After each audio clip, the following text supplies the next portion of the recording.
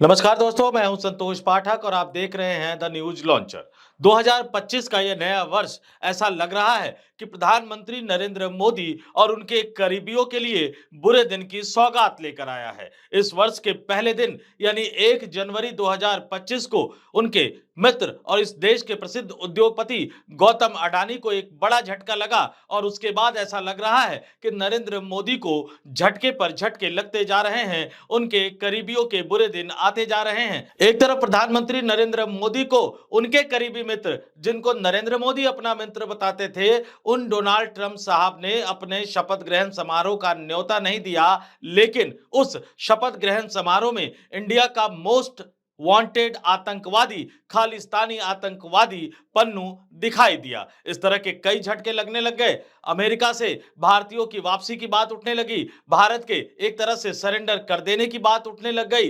गौतम अडानी का जिक्र मैं कर चुका हूं। प्रधानमंत्री नरेंद्र मोदी जिस अर्थव्यवस्था पर इतराया करते थे, उस अर्थव्यवस्था की हालत लगातार खराब होती जा रही है। डॉलर के मुकाबले रुपया लगातार निम्न से निम्नतम स्तर पर जाता चला जा रहा है, महंगाई बढ़ती चली जा रही है, शेयर मार्केट गोते लगा रहा है और उनके एक और करीबी मित्र, जिनसे उनकी करीबी उस जमाने से है जब गोधरा में ट्रेन जलाया गया था, जो आजकल बिहार के मुख्यमंत्री नीतीश कुमार है, उनकी सुशासन की छवि भी तार तार होती जा रही है। बिहार एक बार फिर से जंगल राज की तरफ जाता हुआ दिखाई दे रहा है और इन सब के बीच प्रधानमंत्री नरेंद्र मोदी के सबसे करीबी सहयोगी, सबसे पुराने सहयोगी अमित शाह की सांसदी पर भी एक बड़ा खतरा मंडराने लगा है। जी हां, आपने बिल्कुल सही सुना। याद कीजिए, कोर्ट के एक फैसले के बाद लोकसभा के स्पीकर ओम बिरला ने बुलेट ट्रेन से भी ज्यादा तेजी दिखाते हुए किस तरह से राहुल गांधी की सांसदी को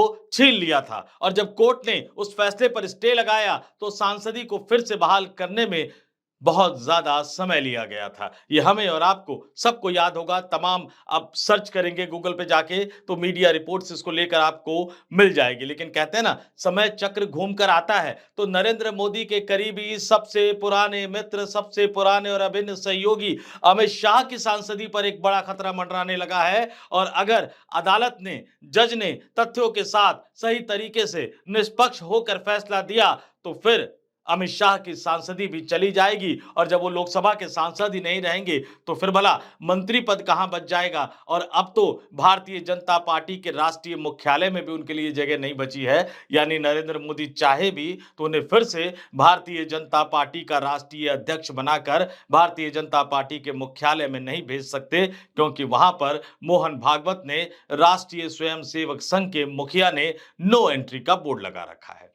अब सवाल यह उठ रहा है कि आखिर वो कौन सा मामला है जिसकी वजह से अमित शाह की सांसदी पर खतरा मंडरा रहा है। आखिर वो कौन सा मामला है जिसकी वजह से अमित शाह की लोकसभा सदस्यता छिने जाने का खतरा पैदा हो गया है। आखिर वो कौन सा मामला है जिस मामले को लेकर जज इतने सख्त हो गए हैं कि सुनवाई शुरू हो गई है, गवाहियां शुरू हो गई है और अगली तारीख भी आ गई है। आज पहली गवाही हुई है और अब कहा जा रहा है कि 7 फरवरी को दूसरी गवाही होगी। बड़े फैसले का दिन होगा, बड़े नतीजे का दिन होगा और अमित शाह की सांसदी को लेकर, यानी उनकी सांसदी बरकरार रहेगी या नहीं बरकरार रहेगी, इसको लेकर एक बड़ा दिन होगा। और जब मैं अमित शाह की लोकसभा सदस्यता का जिक्र कर रहा हूं, जब मैं अमित शाह की सांसदी का जिक्र कर रहा हूं, तो यह तय मानकर चलिए कि इस देश में, खासतौर से मोदी सरकार में जो संतुलन बना हुआ है, वो संतुलन इसलिए बना हुआ है कि एक तरफ नरेंद्र मोदी है देश के प्रधानमंत्री, दूसरी तरफ उनके सहयोगी अमित शाह देश के गृह मंत्री है और इनमें से अगर किसी एक की भी विदाई होगी सरकार से तो दूसरे को भी जाना पड़ेगा। कहते हैं ना क्रिकेट का गेम, उसमें अगर आप देखें कि 2 बैट्समैन एक साथ मिलकर बहुत शानदार बल्लेबाजी करते हैं, एक अगर दुर्भाग्यपूर्ण तरीके से किसी भी तरीके से आउट हो जाता है तो दूसरा भी पिच पर बहुत ज्यादा देर तक टिक नहीं पाता। तो अमित शाह की सांसदी जाने के बाद मोदी सरकार की स्थिरता को लेकर भी कई तरह के प्रश्न चिन्ह खड़े हो जाएंगे। नरेंद्र मोदी टिक नहीं पाएंगे, मोदी सरकार की विदाई हो जाएगी, ये तमाम तरह के खतरे मंडरा रहे हैं। और 1 जनवरी से जो बुरे दिन की शुरुआत हुई, करीबी मित्र धन्ना सेठ के बुरे दिन की शुरुआत हुई, नरेंद्र मोदी के इर्द गिर्द के लोगों के बुरे दिन की शुरुआत हुई और अब अमित शाह एक बड़ा दांव है, क्योंकि अमित शाह का विकेट गिरा तो फिर सब कुछ सरकार के लिए, नरेंद्र मोदी के लिए तहस नहस वाली स्थिति हो जाएगी। क्या है ये पूरा मामला, मैं आपको बताता हूं, अपने स्क्रीन पर देखिए दोस्तों।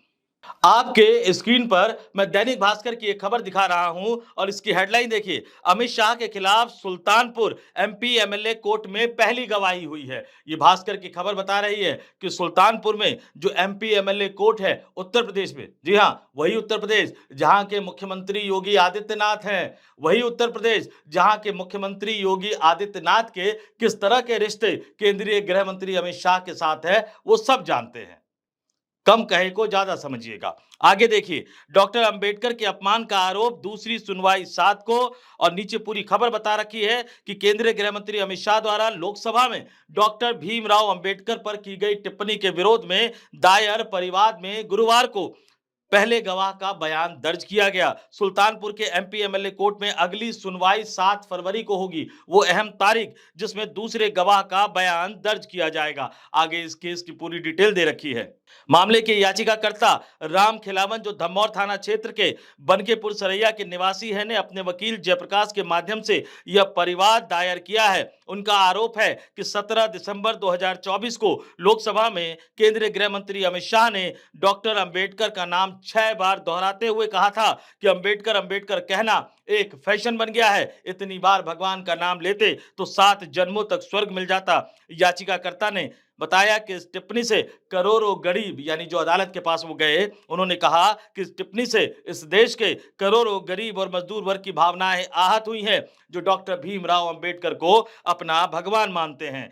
पहले उन्होंने 24 दिसंबर को पुलिस अधीक्षक को रजिस्टर्ड डाक से शिकायत भेजी थी, लेकिन कार्रवाई नहीं हुई। फिर उन्होंने अदालत का दरवाजा खटखटाया।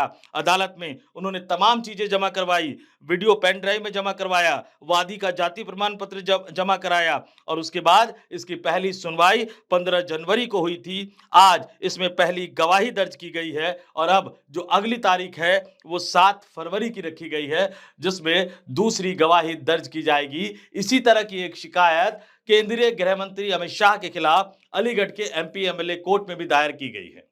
दोस्तों, हालांकि संविधान और कानून की बात करें तो यह बात बिल्कुल सही है कि सदन के अंदर कही गई बात सांसदों का विशेषाधिकार होता है। सदन के अंदर जो भाषण दिया जाता है उस पर सदन के बाहर कोई कार्रवाई नहीं की जा सकती। लेकिन अगर सुल्तानपुर के एमपी एमएलए कोर्ट के जज साहब ने इस मामले को स्वीकार कर लिया है, पहली गवाही भी हो गई है, दूसरी गवाही की तारीख भी उन्होंने निश्चित कर दी है, तो हो सकता है कि जज साहब को मेरिट के आधार पर यह लगा होगा कि इस केस में सुनवाई करने का मामला बनता है, इसलिए वो इस पर तेजी से कार्रवाई कर रहे हैं।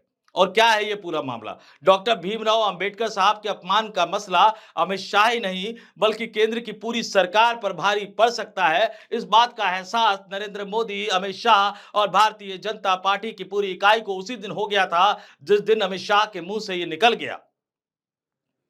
और अमित शाह के मुंह से जब निकला और जिस तरह से इसको सोशल मीडिया पर वायरल कर दिया गया, भारतीय जनता पार्टी की तरफ से सफाई दी गई, नेता आए, सांसद आए, प्रवक्ता आए, मंत्री आए, आरोप लगाया गया कि क्लिप को काट कर प्रचारित और प्रसारित किया जा रहा है। और ये कहते कहते भारतीय जनता पार्टी ये भूल गई कि इस खेल की माहिर तो वही थी। राजनीति के मैदान में ये खेल भारतीय जनता पार्टी ने ही शुरू किया था।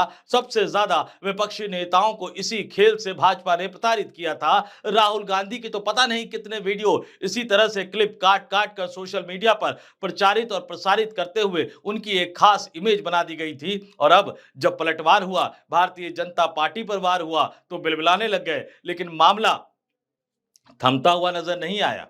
इनके बयान देने के बाद भी थमता हुआ नजर नहीं आया। शिवराज सिंह चौहान के आगे करने के बावजूद भी थमता हुआ नजर नहीं आया। तो अगले दिन प्रधानमंत्री नरेंद्र मोदी को खुद सामने आना पड़ा। मैंने कहा ना, नरेंद्र मोदी जानते हैं अमित शाह गए तो उनको भी जाना पड़ेगा, अमित शाह की विदाई हुई तो उनकी भी विदाई हो जाएगी। तो अगले दिन नरेंद्र मोदी खुद उतर गए थे, एक के बाद एक, एक के बाद एक, सिलसिलेवार तरीके से कई ट्वीट करते हुए उन्होंने अपने गृह मंत्री अमित शाह को बचाने की कोशिश की थी। राजनीतिक लड़ाई आगे बढ़ती चली गई, कांग्रेस इसको बड़ा मुद्दा बनाने की कोशिश कर रही थी, लेकिन फिर सीडीओ पर हाथापाई हो गई, आरोप लगाए गए, एफआईआर दर्ज कर दी गई राहुल गांधी के खिलाफ। हालांकि उस समय भी हमने सवाल उठाया था कि सीसीटीवी फुटेज कहां है। आज भी वही सवाल बना हुआ है कि सीसीटीवी फुटेज कहां है। उस एफआईआर के जरिए उस पूरे मामले को डाइवर्ट करने की कोशिश की गई, लेकिन देश की अदालत में, इंसाफ की अदालत में मामला कभी रुकता नहीं है, थमता नहीं है। और इस देश के करोड़ों लोग डॉक्टर भीमराव अंबेडकर को अपना भगवान मानते हैं। इनमें से कुछ लोग एमपी एमएलए कोर्ट में चले गए, मामला आगे बढ़ता हुआ नजर आ रहा है। सोचिए उस दिन के बारे में जब इस देश के हर अदालत में, इस देश के हर एमपी एमएलए कोर्ट में अगर अमित शाह के खिलाफ इस तरह का मामला लोगों ने दर्ज करवाना शुरू कर दिया, तो फिर अमित शाह कहां तक लड़ते हुए नजर आएंगे। इसका राजनीतिक असर भी पड़ेगा और एक दौर ऐसा भी आएगा जब भारतीय जनता पार्टी को सोचना पड़ेगा। और खास तौर से अगर राष्ट्रीय स्वयंसेवक संघ की चली और उनके पसंद का कोई आदमी भारतीय जनता पार्टी का राष्ट्रीय अध्यक्ष बना, तो ऐसी परिस्थिति आएगी जब उस व्यक्ति को यह सोचना होगा कि अमित शाह की वजह से अगर इतना बड़ा राजनीतिक नुकसान हो रहा है, तो क्यों ना उनको कहा जाए कि भाई साहब आप इस्तीफा दे दीजिए, अब घर बैठ जाइए, अब एक आम कार्यकर्ता की तरह, स्वयं सेवक की तरह पार्टी की मदद कीजिए, पद का लालच नहीं कीजिए। ये उसी तरह का उपदेश है जिस तरह का उपदेश नरेंद्र मोदी, अमित शाह और पूरी भारतीय जनता पार्टी उन तमाम कार्यकर्ताओं और नेताओं को देती है जिनका टिकट काट कर दूसरे दलों से आने वाले दल बदलुओं को टिकट दे दिया जाता है। दिल्ली के विधानसभा चुनाव में भी कई लोगों को दिया गया है। इस स्टोरी में बस इतना ही, लेकिन यह मामला बहुत गंभीर है। जैसे जैसे आगे बढ़ता चला जाएगा, निश्चित तौर पर नरेंद्र मोदी की सरकार की और भारतीय जनता पार्टी की मुश्किलों को और ज्यादा बढ़ाता चला जाएगा। अमित शाह की सांसदी पे तो बड़ा खतरा मंडरा ही रहा है। इस वीडियो में इतना ही। मुझे यानी संतोष पाठक को दीजिए इजाजत। आप तमाम लोग देखते रहिए द न्यूज लॉन्चर। नमस्कार।